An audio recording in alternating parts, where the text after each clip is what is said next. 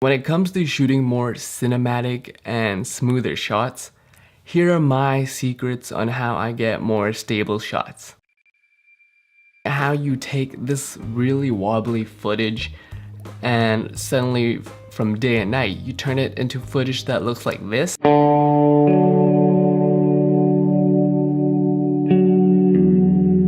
Well, there are 4 techniques that I use. The first one is free. You don't need anything and you're essentially doing things handheld.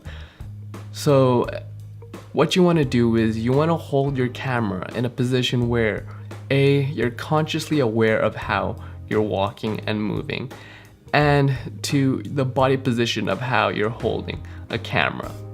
Because you don't want to be holding your camera away from your body and running and flailing. You want to hold it close to your body and be conscious of rocky movements and moving as stable as you can possibly.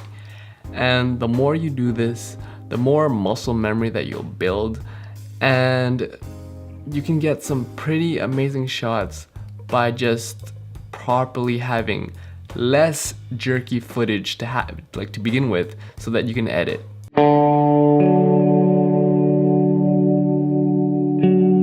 Your second school of thought is to make your videos less jerky and make it more smooth, is to make sure your lens has something along the lines of VR, which is vibration reduction, or some kind of image stabilization, whether that's in the body of the camera itself or in the lens, because that definitely plays a factor and helps.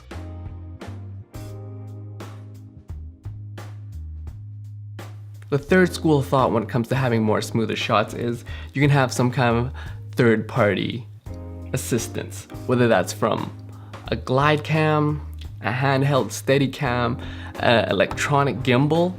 These things pretty much, if you know how to use them properly, will make things feel like you're floating on air when you're filming a video. Whether you need to film some sort of music video, whether you need to film some tracking shot where you have a subject that's moving, it will make your handheld footage look like you're like gliding on water. Hence why they call them steady cams, glide cams.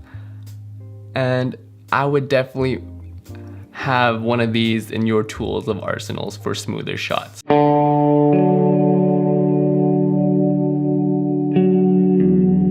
And my final and last recommendation is post. I'm not talking about Post Malone. I'm talking about post-production, whether that's in Final Cut Pro, Sony Vegas, Adobe Premiere. What you want to do is have some kind of stabilizer tool that you use to use it in your videos, if that makes sense. So if you're in Adobe Premiere, it's something called Warp Stabilizer. If you're in Final Cut Pro, I'm pretty sure there is something called Warp something. And it essentially takes your footage and it electronically stabilizes. So it zooms in and it takes out the outer jitter that you have with your handheld, and it makes your clip look a lot more smoother. And those are my 4 techniques that I use to stabilize my footage.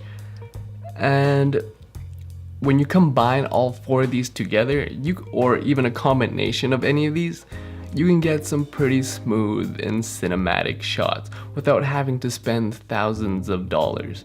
Because for your professional level or your kind of film-like looks, you want to have some steady shots.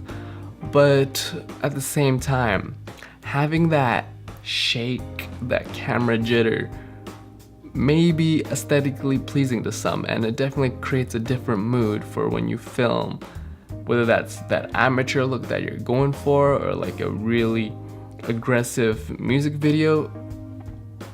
So don't always think jitter and camera shake is a bad thing.